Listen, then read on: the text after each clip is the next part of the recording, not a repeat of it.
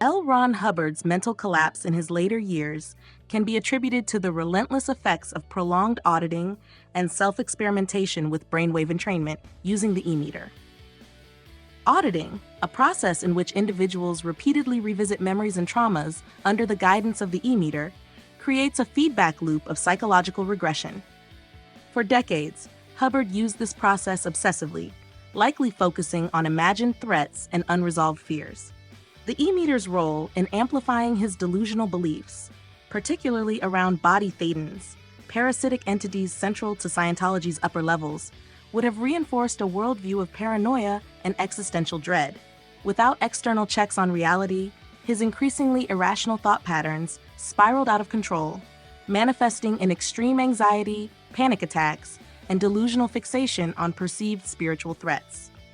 Hubbard's self-experimentation with the E-meter likely pushed him into dangerous neurological states, particularly through brainwave entrainment at delta and sub-delta frequencies. These extremely low frequencies, typically associated with deep unconscious states or dreamless sleep, are not meant to be accessed consciously for extended periods.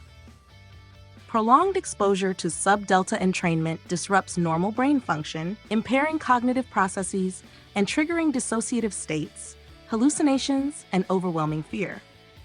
Hubbard's fixation on exploring unknown realms of the mind through these frequencies likely left him in a perpetual state of disorientation, panic, and existential terror, which he interpreted as attacks from body thetans.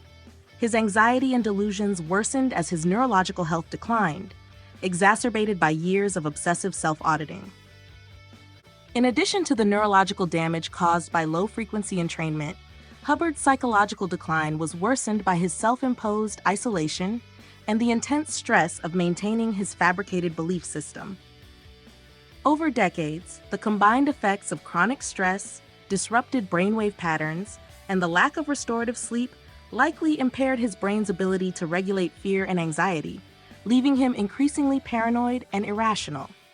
By the time of his death, Hubbard's mental state was marked by full-blown paranoia and delusions, the inevitable result of decades of self-inflicted neurological manipulation, psychological regression, and unchecked isolation.